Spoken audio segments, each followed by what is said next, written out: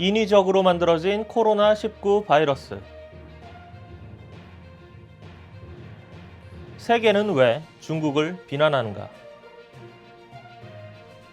온라인 수업 중 조심해야 할 것.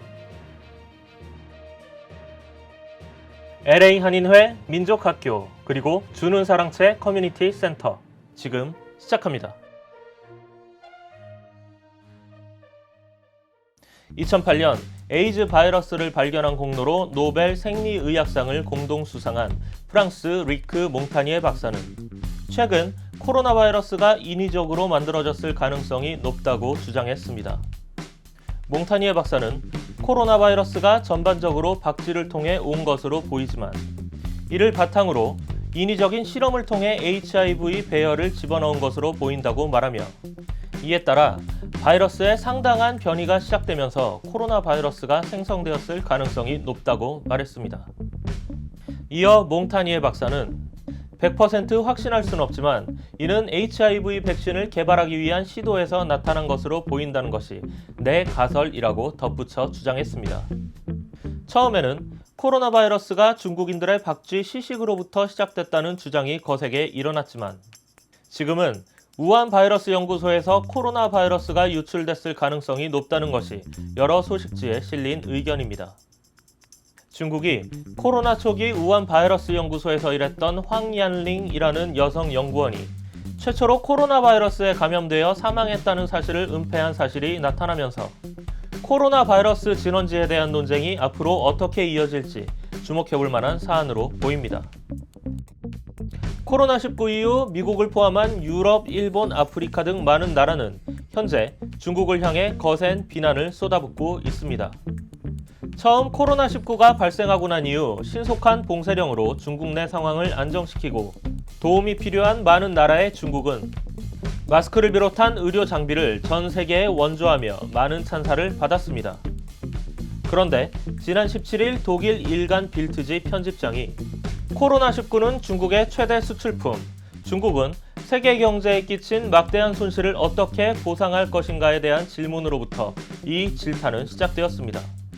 또한 중국이 유럽으로 보낸 마스크와 진단키트 품질에 대한 논란이 더욱 중국을 벼랑 끝으로 내몰았는데요. 많은 나라에 전달된 진단키트 정확도가 30%에 미치지 못한다는 연구 결과에서 이와 같은 비난이 시작된 것입니다. 또한 중국은 외국인 혐오를 스스로 일으켜 비난을 받고 있다는 주장이 함께 나타났습니다. 특히 중국이 오랜 시간 동안 공들여왔던 아프리카 사람들에 대한 극심한 차별이 나타나면서 아프리카 대사들이 중국에 항의하기 시작한 것입니다. 또한 시진핑 주석이 정치 권력 강화를 위해 코로나 팬데믹을 이용했다는 주장이 나타나면서 그것이 도리어 부메랑으로 돌아와 중국의 국제적 위상을 위협하고 있다는 것이 지금 중국에 대한 세계의 의견입니다. 요즘 코로나19로 인해 가정에서 온라인 수업을 받고 계신 분들이 많을 것으로 보이는데요.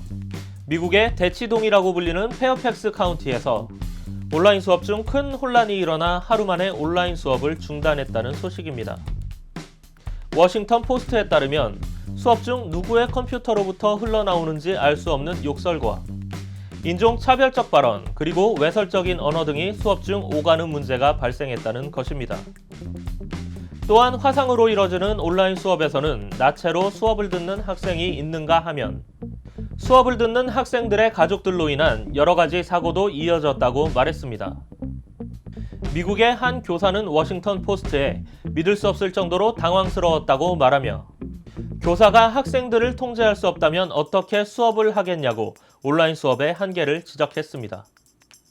또한 가정에 개인 PC가 부족한 점도 온라인 수업의 문제점으로 대두되고 있는데요. 이 문제에 대한 해결책이 하루빨리 나타나야 할 것으로 보입니다.